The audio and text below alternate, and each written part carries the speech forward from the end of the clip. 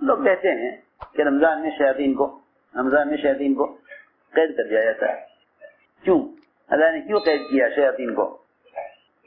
یہ بتانے کے لیے کہ اب مسلمان یہ نہیں کہہ سکتا کہ گناہ شیاطین کی وجہ سے ہو رہا ہے.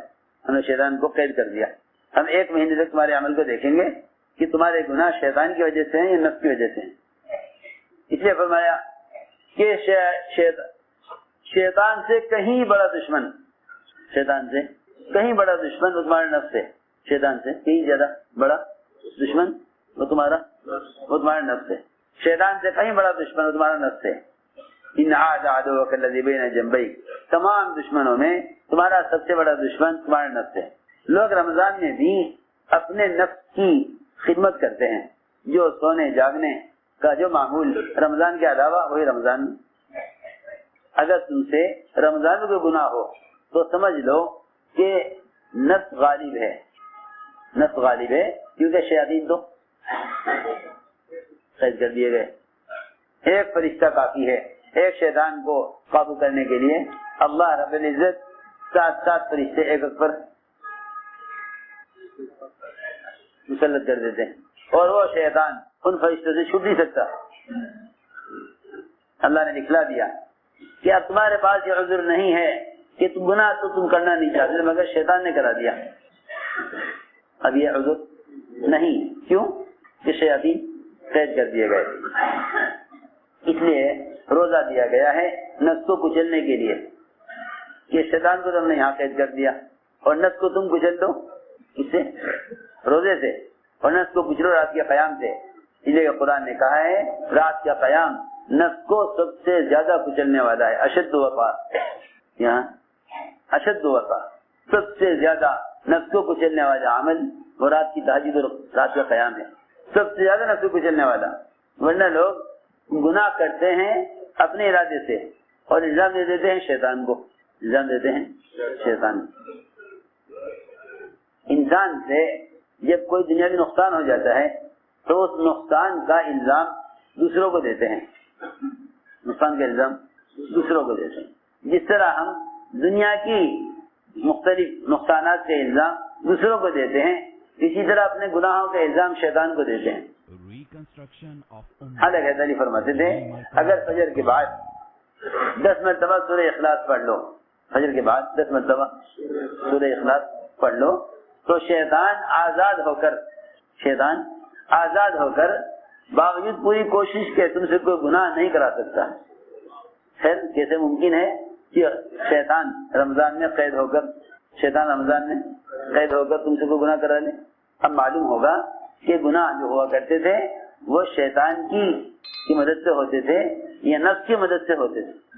اس سے نفس کی مدد سے یا شیطان کی مدد سے کہ شیطان کو تو قید کر دیا گیا چھوٹنے والے ہیں نہیں. اور عمل کا اجر بڑھا دیا گیا اور فرائض 70 گنا بڑھا دیے گئے اور نوافل کو اللہ اکبر نوافل کو فرائض کا درجہ دے دیا. نوافل کو فرائض کا درجہ نوافل کو دیا فرائض کا درجہ اور فرائض کا درجہ بڑھا دیا 70 گنا. یہ کہیں کہ اس سے زیادہ بدبخت کون ہوگا جس پر رمضان کا مہینہ گزر جاوے اور وہ اپنے آپ کو جنت میں داخل نہ کر سکے اور مغفرت کا حقدار نہ ہو سکے. اس سے زیادہ بدبخت کون ہوگا؟ اللہ اکبر. حضرت جبرائیل کی دعا حضور اکرم صلی اللہ علیہ وسلم کی ان کی دعا پر آمین. آپ دعا سن رہے صحابہ جبرائیل کی دعا نہیں سن رہے. صحابہ نے عرض کیا یہ کیا ہو رہا تھا کہ آپ آمین آمین کہہ رہے تھے دعا کی آواز آ نہیں رہی تھی. آپ آمین آمین کہہ رہے تھے دعا کی آواز نہیں آ رہی. تو آپ نے فرمایا کہ جبرائیل یہ بد دعائیں کر رہے تھے اس شخص کے لیے پھر پر رمضان گزر جاوے اور جہنم سے رہائی کا اور مغفرت کا اس کے لیے فیصلہ نہ ہو. اس کے لیے بد دعائیں ہو رہی تھی جبرائیل کی. اور آمین کون کہہ رہے تھے؟ حضور اکرم صلی اللہ علیہ وسلم آمین کہہ رہے تھے. میں نے عرض کیا کہ اصل بات یہ ہے کہ ہم پورے سال جس طرح پورے سال مال کماتے ہیں، پورے سال مال کماتے ہیں، پھر سال بھر کی آمدنی کے بعد، سال گزر جانے کے بعد آمدنی پر اس کی مال کی زکات دیتے ہیں، مال کی زکات دیتے ہیں تاکہ سارا مال پاک ہو جائے۔ اسی طرح رمضان کا مہینہ یہ جسم کی زکات ہے، یہ جسم کی زکات ہے، یہ جسم کی زکات ہے۔ پورے سال جو کچھ بھی کمایا ہے اس سب کو رمضان کے روزوں سے ایسے پاک کراؤ جیسا سال بھر کی آمدنی کو زکات دے کر پاک کرتے ہیں۔ یہ جسم کی زکات ہے، جسم کی زکات ہے، یہ جسم کی زکات ہے۔ جیسے زکات دینا مال کو پاک کرنے کے لیے زکات ہے، اسے روزہ رکھنا جسم کو پاک کرنے کے لیے زکات ہے۔ انسان اپنے اعضاء سے نیکی بھی کماتا ہے، اپنے اعضاء سے مال بھی کماتا ہے۔ انہی اعضاء سے مال کما کر سال بھر کے بعد زکات دیتا ہے مال کی۔ انہی اعضاء سے جو کچھ اعمال کیے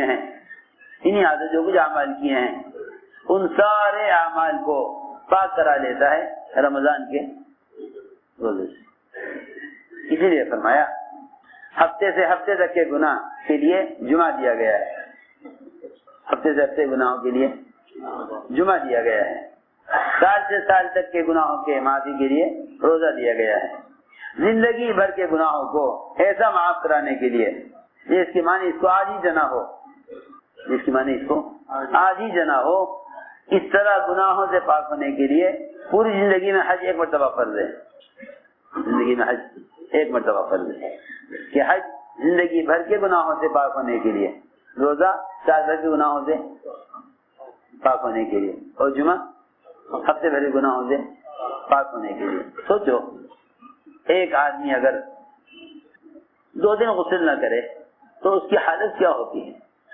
آپ دیکھیں گے عام طور سے غیر مسلموں میں روزانہ نہانے کا معمول ہے، اشنان لیتے ہیں وہ اور اسے عبادت سمجھتے ہیں۔ جانوروں کا بھی معمول روزانہ نہانے کا ہے، سارے پرندے چرندے کوشش کرتے ہیں روزانہ ایک مرتبہ ان کے بدن سے پانی گزر جائے۔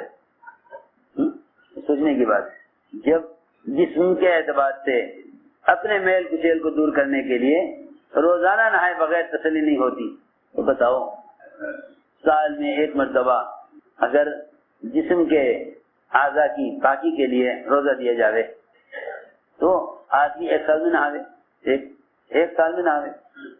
کہاں روزانہ غسل کرنا، کہاں روزانہ غسل کرنا، کہاں ایک سال میں غسل کرنا؟ کتنا میل ہوگا اس کے بدن پر؟